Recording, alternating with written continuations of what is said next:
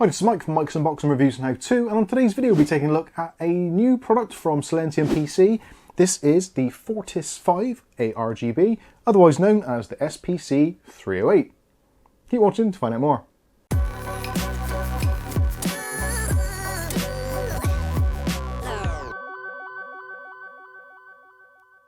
So in today's video, we're living up to the channel name, so we will be doing an unboxing, we'll also be doing a how-to, including how to install the cooler, and also at the end we'll be doing a review. And the video is going to be split up, so we'll be doing the unboxing and also my final thoughts in this particular video. If you want to see how to install this on an AM4 platform, there will be a dedicated video for that, which you can check out from the links up here. There will also be links in the video description also. So this was kindly sent to us from SilentiumPC, and they asked if we'd want to check it out. And actually, I was very interested. So this is a particularly good cooler. It's a mid to high end cooler. Price wise at the moment, you can pick this up in the UK for somewhere in the region of around about 60 UK pounds. If for some reason you're someone who doesn't like addressable-RGB, and if you are that person, shame on you, but there is actually a non-RGB version of this available, which is about £10 cheaper. So if you like the idea of the cooler, but you don't like the addressable-RGB lighting, there's an option for you as well. So let's get straight into it. So first of all, packaging wise, nice packaging, tells you exactly what it is. So this is the Fortis 5 ARGB from SilentiumPC. The CPU cooler for multiple formats. So this supports Intel and also AM4 platforms or AMD platforms.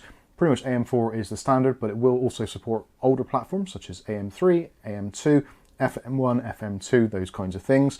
It also includes in-the-box support for the new LGA 1700 for Intel sockets. So it's ready to go for both platforms straight away. As you can probably tell from the design on the box, this is a single tower cooler, although it is somewhat of a big boy. There's a lot of metal here and it is actually quite heavy, somewhere in the region of about 800 grams, but we'll take a look at the specifications on the box shortly. It has got a 140mm fan on the front, which is addressable-RGB obviously, and you can, if you want to, there is a mounting option for including another fan on the rear should you wish to. Those are available separately, obviously at an extra cost. I'll put some links for those in the video description also. But hopefully this is going to be a straightforward install and going to do particularly well in terms of cooling due mostly to the thermal mass. And also we do have 6 heat pipes on this particular cooler, which is excellent. The 140mm fan means two things. Essentially, it's obviously a big fan, so it's going to be pulling more air in and through the heatsink. And also it's going to do that at a significantly lower RPM and therefore a lot less noise. This essentially, from what I can tell, is going to be pretty much silent, and they have rated a maximum noise threshold of somewhere in the region of about 40 decibels, which is exceptionally quiet. And generally most rooms, if there's other things going on, PC fans, etc., and just normal living, most likely you're going to find your room is more than 40 decibels anyway, so you shouldn't be able to hear this thing even at full load. So looking on the box at some of the key features, so we've got high performance CPU cooling, bright addressable-RGB LED illumination, we've also got 140mm Fluctus fan, as we said, extended fan speed range, so this has a low RPM of 300 RPM, which is its lowest setting, although you can use it in a kind of zero fan mode, so you can set it so that the fan will actually stop if you want to have an absolutely silent build. Again, that's going to be supported by your motherboard in the PWM control. You've also got a nano reset addressable-RGB controller, so if maybe you've got a motherboard that doesn't have addressable-RGB, maybe an older B450 board which doesn't support it, then they do include a small nano reset receiver, which you can actually use to cycle through RGB settings. Again, we'll show you that a little bit later. For those who want to know the exact specifications, I'll put that on the screen for you now so you can see the size. Essentially, this is 159mm tall, so if you give it 160mm in your case, then you should be absolutely fine. The weight of it is 835 grams and it has a TDP rating of somewhere in the region of 220 watts. So this should cater for pretty much most setups on the modern CPU market. So that's enough about it. Let's see what we actually get inside the box. So this is going to be a bit of a first for me actually. This is the first time we've had anything from SilentiumPC, so I'm interested to see what they're all about, how they kind of show you their products, how easy it is to install, if it's a simple and straightforward process. And looking immediately at the instruction manual, it looks like it is going to be a very straightforward process. All of it seems to be laid out in here quite nicely. So this is for the AM4 and Intel on the other side. So yeah, very straightforward, all laid out nice and clearly. It does appear to have some sort of color coding, so if you're unsure which bits you actually need, they are highlighted in a slightly different color, just so you know exactly what you need. And for those of you that are really struggling, along the top here, you can also see anything which is needed is coloured in blue, and if you're going for one of the other models, then you can see that there's certain sections which are greyed out, which means you don't need to use them on your particular platform. So yeah, looks pretty good so far. Delving a little bit deeper into the boxes, so here we've got the main tower cooler itself, which we'll take a more in-depth look at shortly. We've also got two packages, so one of which is your accessories box, and also you have the Fluctus ARGB 140mm fan. So let's take a look at that one first of all. Now the first thing I'm going to have to say about this is who came up with the name. Fluctus is not the most, well, anyway, I'll let you guys make up your own minds on that one. So as you can see from the fan, so we've got two cables coming off it. There is a 4-pin PWM with also a pass-through connector. So if you are going to be putting two of these on, you can connect them both up to the same CPU header. That's awesome. And it's actually quite a short cable as well, so that's going to be helpful for cable management purposes. And the other cable is a much longer one. So if you're attaching this to your addressable-RGB motherboard, that's going to be absolutely fine. You could probably run it down the back of your motherboard and into one of the headers at the bottom, or obviously at the top, wherever it is. There's also a pass-through on that one as well, which is going to come in handy for the RGB lighting, which is actually on the top of the cooler as well. Or again, if you're daisy chaining and you have another one of these fans, then you can use the bypass and connect them all up together, which is awesome. So the fan blades themselves, as you can see, they're an opaque style, and also the central hub is opaque as well. I actually quite like this. There's no stickers on the inner bit, so that's going to be quite good for diffusing light, and quite often you find these stickers are offset, so they look weird, so you end up having to pull them off because they're just so distracting. The blades themselves, nice look to them. They've got a kind of serrated edge to them to help cut through the air, I'm assuming. And the design of the fan in itself, the frame is actually quite small, so that's going to be helpful for mounting purposes in slightly smaller cases. There's also little holes on the front and on the back, and there are some rubber grommets which go on there, which actually will help with vibrational stability, all that kind of good stuff. So overall, yeah, pretty decent, nice fan. Again, RPM range between 300 and 1400 RPM, so yeah, looks good so far. So let's take a look at something which is going to be a little bit more terrifying, which is going to be the accessories kit. So these days are relatively daunting in most cases, so there's a lot of stuff to go through here. So let's go through it piece by piece so we know exactly what we need to use and what possibly we don't. Okay, so let's break these bits down. So first of all, we've got a backplate. So this is going to be used for your Intel setups. If you're using this with the AM4 setup, then you use the existing motherboard backplate. So yep, use that if you need to. There's some nice rubberized pads on there to help with vibrational noise coming through the chassis, etc. And also to prevent anything from shorting out. Very good quality. Nice thick metal as well, so that's all good. Next part of that is going to be the top plate. So this is where we actually screw the cooler down to. And as you can see, we've just got one top plate, which has got the various mounting holes for Intel and AM4, all those kinds of things. So AM4 is going to be using the side ones. Intel will be using those ones. Again, this supports LGA 1700 straight out of the box. In order to attach these together, so there's two sets of main screws, the 4 main screws to actually hold it down. If you're going with the Intel setup, then you'll be using these ones, which are the kind of thumb screw type things. And then if you're using the AM4 setup, or possibly older AM3, then we've got these ones here which screw into the AM4 backplate. So nice that they've actually made them very, very different. So clearly it's going to be extremely difficult to mix those up, although don't rule it out entirely. In order to attach the top plate to the back plates, then there are 4 screws. Those are universal across both fittings, so that makes things a little bit easier in that regard. Then we've got our fittings for the fans, so there are the rubber dampeners which go in the 4 corners of the fans, front and back. Again, one to stop the spring from vibrating, and the other one to actually stop the fan from vibrating against the actual tower itself. Also included is a little wrench, so that is for the AM4 setup. There is actually a very small kind of hex bolt there, which if for some reason is a little bit loose, you can use that to tighten things up, so that's handy. Another thing which is also handy, you do get some thermal compound included. It isn't pre-installed, so it looks like to be a pretty decent amount in there. This is their Pactum PT3 paste, so you can use that if you want to. Obviously, if you want to, you can use your own existing paste if you have a personal preference, but it is included should you need it. Next up, we've got the fan clips. So there's 4 fan clips included. Again, this is ready to be mounted. If you want to add an additional fan, you can certainly do that. I'm not entirely sure how much the fan is on its own. I will find out, and I will put that hopefully at the bottom of the screen right now.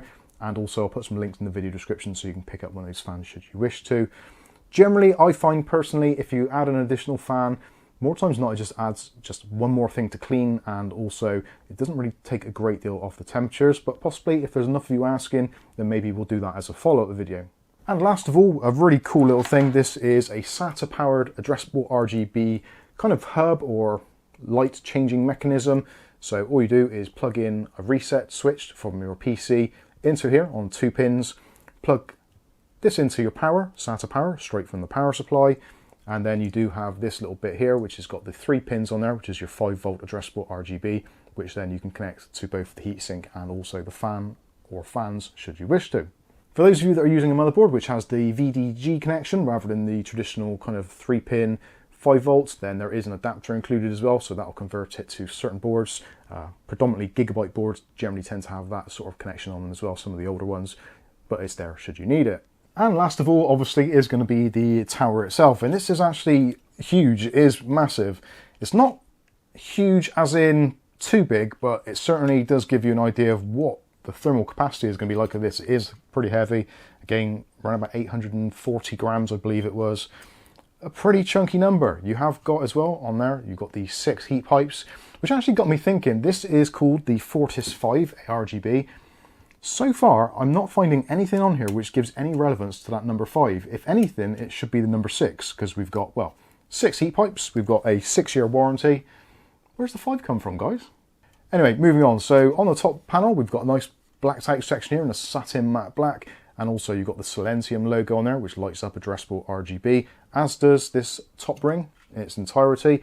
And it's also nice to see there is a pass through there, so you can actually see straight through it. So some of the air is going to go through there. Whether or not that was an intentional design to reduce turbulence, that kind of thing, I'm guessing it probably would be, being that the fan is going to cover up most of that, and rather than having just a blocked out section, at least you can have some airflow going through there. It isn't actually going to aid cooling, I don't think, but certainly turbulence wise it would definitely help. Looking also, we've got another cable, so this is the 5-volt addressable RGB cable, again with a pass-through on it, so that is going to be used for illuminating this top section and also connecting to the fan. Really nice looking tower, actually, really well built. The fin stack is very nicely designed, there's no bent fins or anything, it all feels very sturdy. Nice to see on the back there is this kind of cutout section, so this is going to be useful for obviously running the cable through, etc., that kind of stuff. And also, it's going to give you access to the screws on the bottom to actually mount it to the rest of the equipment. All very good. That's in there nice and solidly as well. It's basically, yeah, it's very, very well built. On the bottom, you have got a, well, they do describe it as a direct touch cold plate. There is a kind of like a copper slug built into there, but I don't entirely understand how that has worked, because you've got the direct touch heat pipes. Whether or not they are actually copper underneath that plating, I'm assuming they must be, otherwise that would be an extremely thin slug of copper on there to transfer the heat, but certainly looks like it's done well. There are some slight machine marks, but actually running a nail across it, it does feel pretty smooth. So there we go, that is the unboxing out of the way. We'll be going straight on now to doing the review of performance, and you'll be seeing some graphs and see how it performs, noise levels, all that kind of stuff. But for those of you who want to see how to install this thing, then that is going to be on the separate video, which you can try and click on now, should you wish to. Okay, so we're back, and I've done some testing and done the installation. Again, if you want to check out the installation video, click on the link up here. We should really touch on that straight away. Something as part of the installation process, I did find a little bit of a potential sticking point. Now, the top plate, which goes onto the CPU, which you've probably seen from some footage I filmed a little bit earlier, when it fits over the back plate, the risers that come off, they don't always match up exactly. So what you'll find is that the top plate is slightly, well, it's not level basically. So you will need to make sure that you screw those screws up, the 4 screws that go on top of that top plate, make sure you screw them up until they're completely screwed all the way in. Now, you can't really over tighten them, so don't worry too much there, but I thought it was something I should definitely mention. If for some reason you're finding the top plate doesn't really sit on your mounts very evenly, just a little bit of extra pressure and they will kind of pop into place. And this is down to the fact that obviously there's some really, really tight tolerances here on that top plate. So yeah, do bear that in mind. But having said that, once it is all installed, which was a relatively painless task, again, as you can check out from the video, we got some really, really good results. And when it comes down to noise levels, this thing is insane. Literally, you don't know it's on. Even at full load, I didn't even realize it was on. I was running a Cinebench run to get some temperatures, and I had to double check to make sure that it was actually running, because it was so quiet. It's unbelievably quiet. So if you are looking for a little bit of silence in your life, definitely take a look at this one. You will appreciate that 140mm fan, which spins, even at 1400 RPM, does appear to be basically quieter than anything else in the system. In fact, my system is so quiet I could hear the power supply fan over the noise of the CPU cooler, which is pretty phenomenal. Now I have actually tested this against the Hydrogon D120, which is actually a twin tower, twin fan model.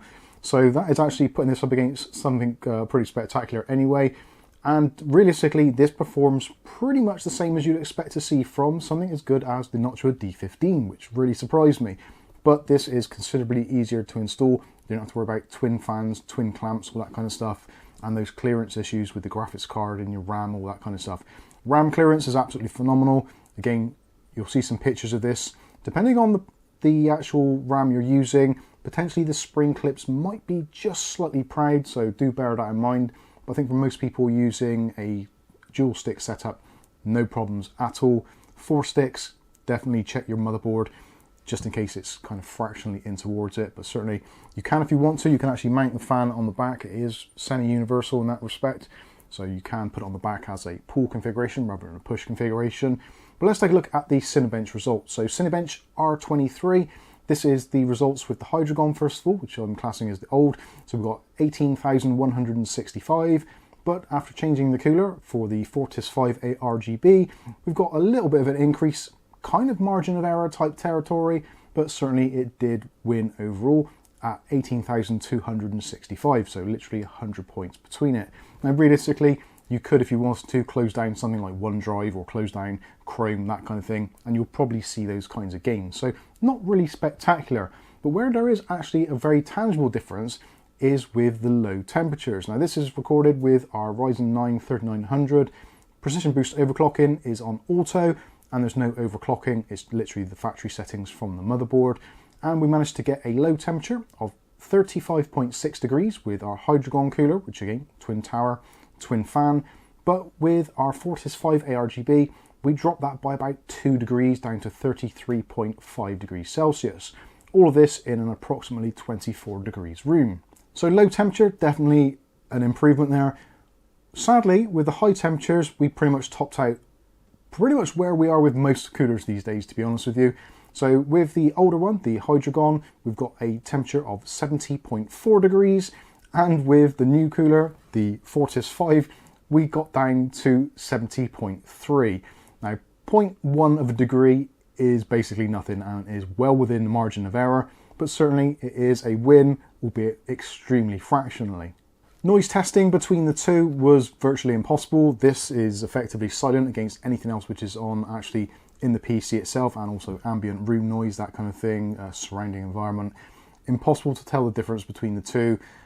The Hydrogon is still very, very quiet, and certainly this, the Fortis 5, is, well, yeah, you barely know it's actually on. That is mostly thanks to that fan design. The fan design is excellent, clips on very easily, and even with the graphics card in the way in your system, still easy to get to those clips and actually to remove if you need to do any maintenance, cleaning, that kind of thing. So overall, what would I say to summarize this? A very easy installation, very straightforward. Everything is laid out exactly as you'd expect, very simple instructions to follow. Even if you're a newbie, you shouldn't have any issues with this whatsoever. Performance-wise, again, this is pretty much in the same realm as the classics, such as the Noctua D15, obviously the Hydrogon, which we've compared it with, it does beat slightly. But for what you get, ease of installation, very, very nice looks. Really, the thing that is going to separate this is the ease of installation and the looks. If you do like the RGB look and you do like that new kind of theme, which seems to be an on-running thing these days, with having addressable-RGB on the top plate as well, actually on the cooler, just to give it a little bit more emphasis of lighting, then this is definitely going to be the one for you. Now at £60, it does fall into that category where there's an awful lot of competition, and of course you can't forget that there is going to be 240mm AIOs, which are going to be hovering around that sort of price point, between the £60 to £80 mark for a decent one, possibly not with so much addressable RGB, and certainly not quite as easy to install, but certainly in terms of temperatures, you could find that an AIO would actually be an improvement if you're leaving your system rendering large projects for extended periods. If you're just using your PC as normal for gaming, those kinds of things, realistically, the thermal masses between the two aren't really going to come into it a great deal. So my recommendations, if you want to spend somewhere in the region of about £60 for a good high quality CPU cooler with good installation options and also comes ready to go with LGA 1700 straight out of the box. This is definitely worth a look. I would certainly look out for bargains. If you don't like the RGB, like I said at the very beginning of the video, you can get the non-RGB version of this, the Fortis 5, and also the Fortis 5 Dual, starting in and around those kind of £45 to £50 mark. So definitely those are certainly worth looking at as well, and perform essentially the same as it's the same design. So anyway, let me know what you think about this one in the comments section below. I've got to be honest with you, as the first product from SilentiumPC, I've got to say I'm pretty happy, and yeah, looking forward to seeing some more gear from them in the coming weeks. So let me know what you think in the comments section. But for now, I've been Mike. This is Mike's Unboxing Reviews and How To, and hopefully we'll catch you in the very next video. Thanks for watching.